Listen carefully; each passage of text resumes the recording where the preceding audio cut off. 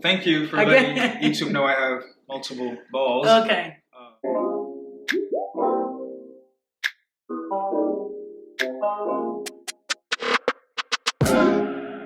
What's up, YouTube? It's your girl Jenny here again with another video. I have my guest host again with me this time. It's your boy. It's the husband, Paul. It's the husband.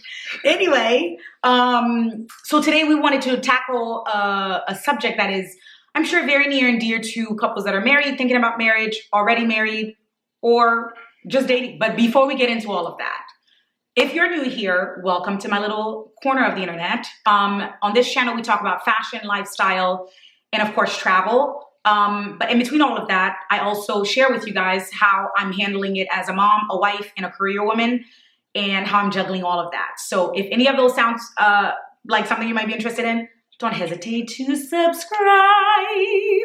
Where's the button? To my channel. I don't know where it is. Wherever it is, just click on it, okay? But with that in mind, we wanted to tackle today a very important subject on why and how to date your spouse. Why and how. So first and foremost, we're going to go over the whys. And as you know, we're not authorities on this matter. Please.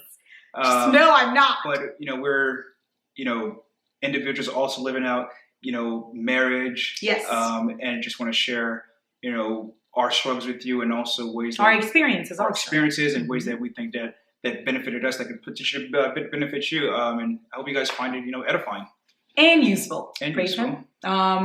So the subject today, like I mentioned, is why and how to date your spouse. So we're gonna start with the why, and I think we made a little notes, right? On I believe so. Where we're headed with that.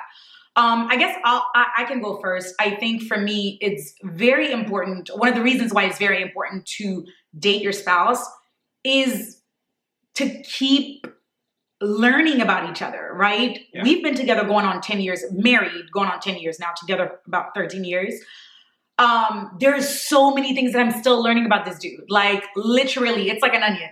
You peel it, you peel it, you peel it, right? And you find new layers, and that's what keeps it interesting. That's what, pushes you to keep learning. So for me, I think it's understanding and knowing that I'm going to find, he's an evolving human. Yeah, I'm gonna find. So I would also, it's not just that, you're peeling back layers of the onion and discovering a new part of the individual, but we're all shaped by our experiences, right? So right. As we go through, different life experiences, it changes us, right. And so, continuing to date the person, allows you to keep in lockstep with those changes. Yes, and their evolution as a person.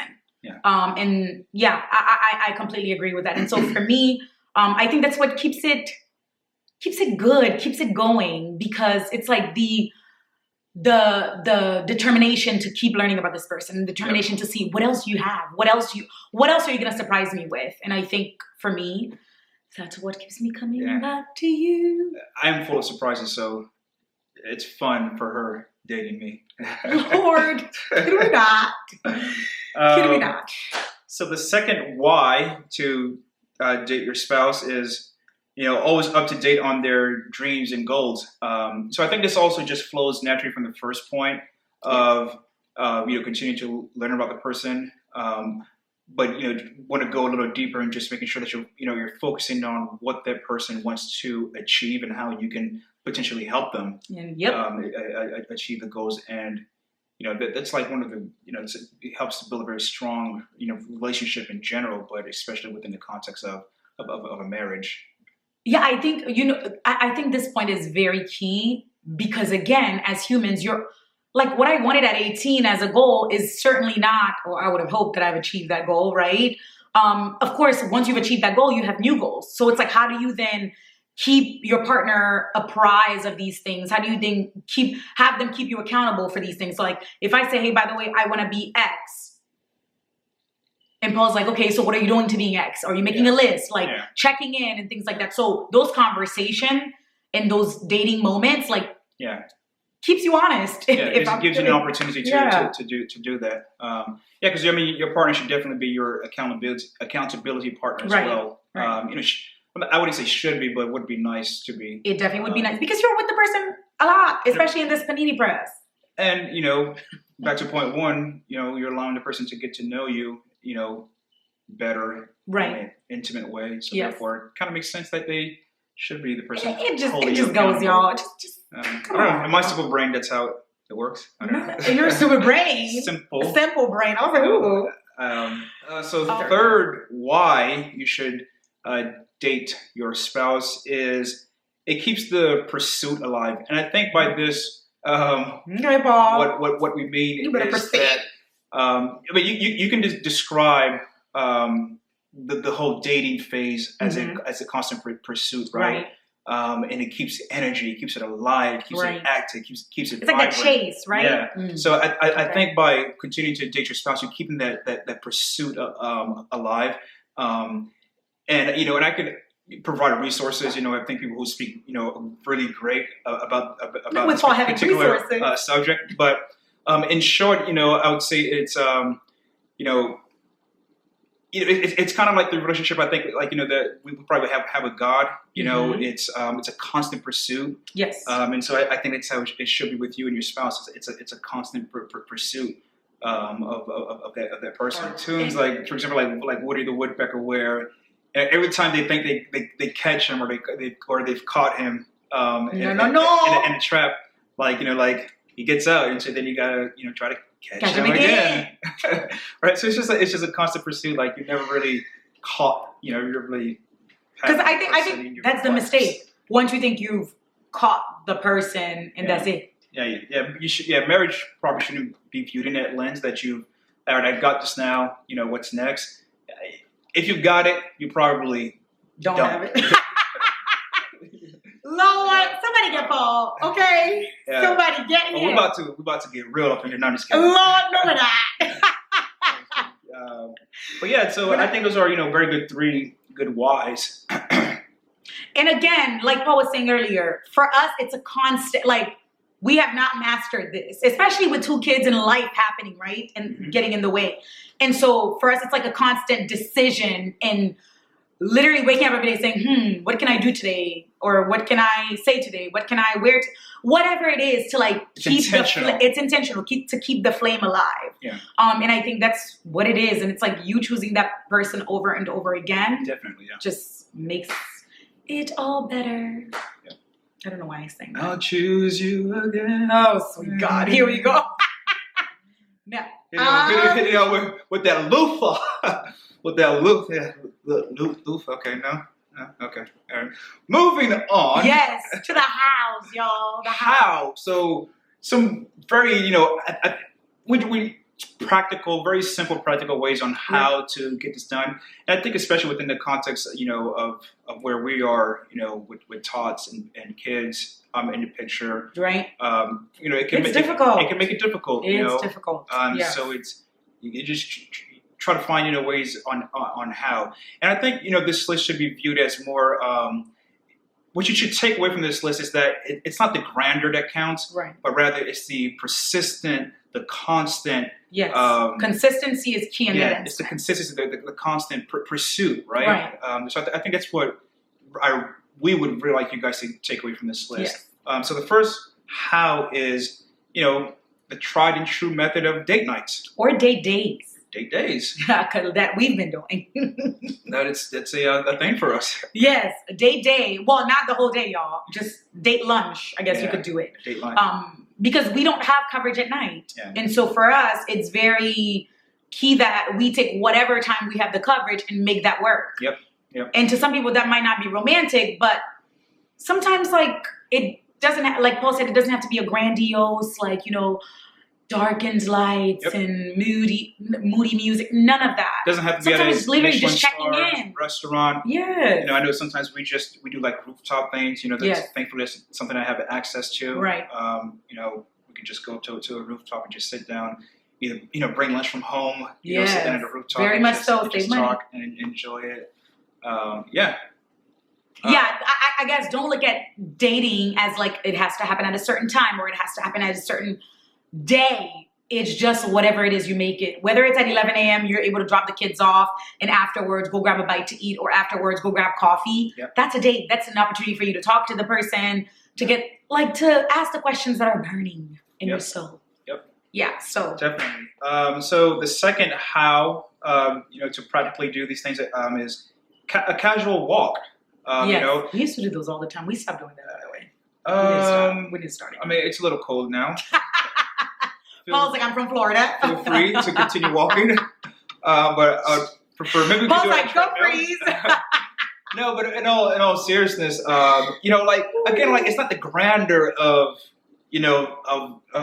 what you're doing that matters, Right. but rather it's just the doing of it, right? doing The of it, yes. consistency that you put behind it. Yes. Casual walk. You get to explore your neighborhood, you get to see different scenes. Right. Especially living in DC for us, it's like there is a The ton city to makes see. it My God. pretty cool. Yes, there's a ton to see. If you're living in flyover country.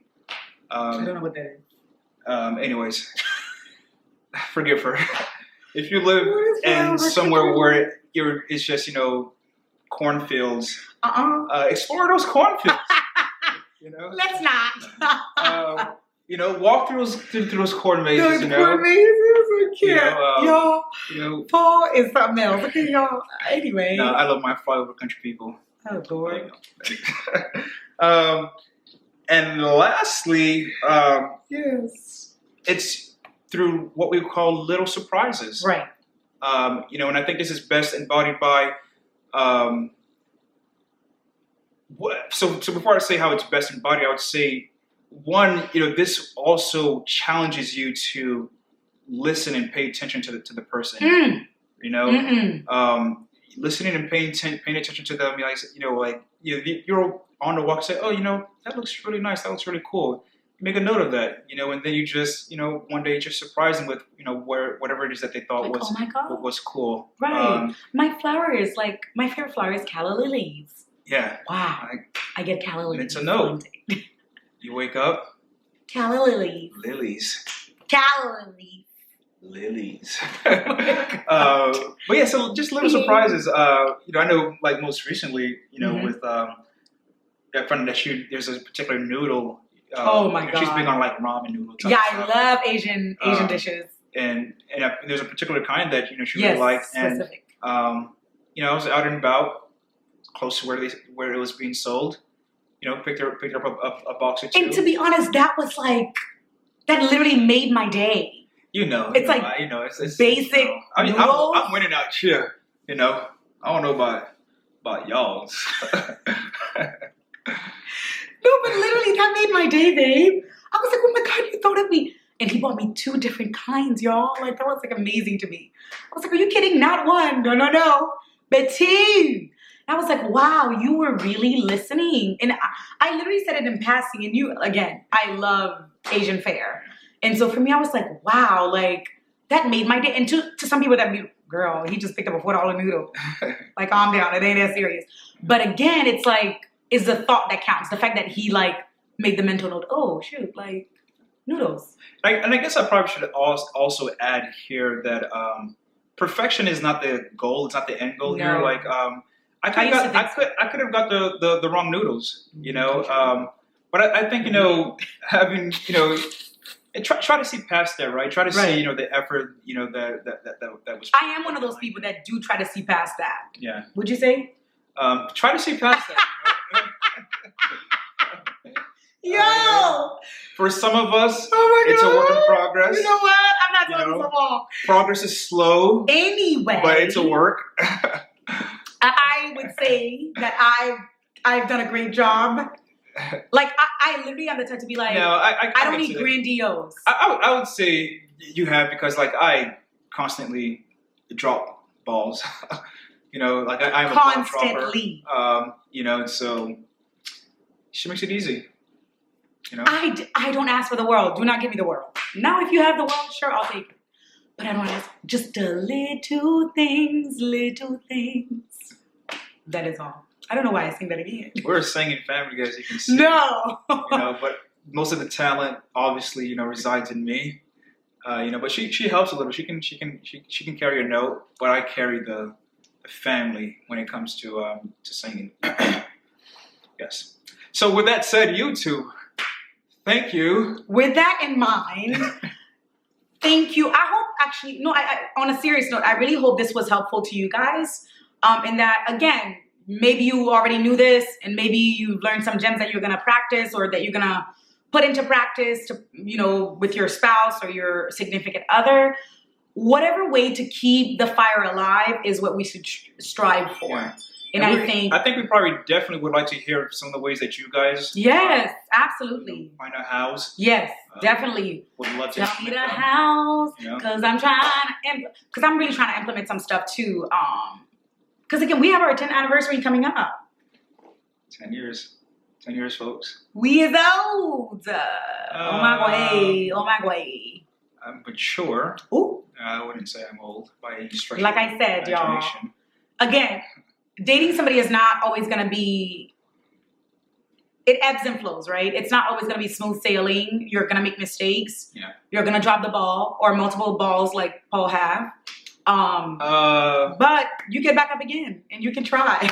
Thank you for letting YouTube know I have multiple balls. Okay. Oh my God, this is not that type of show. YouTube. Thank you guys for watching. We will see you. Peace. We will see you in another video. Thank you. Bye.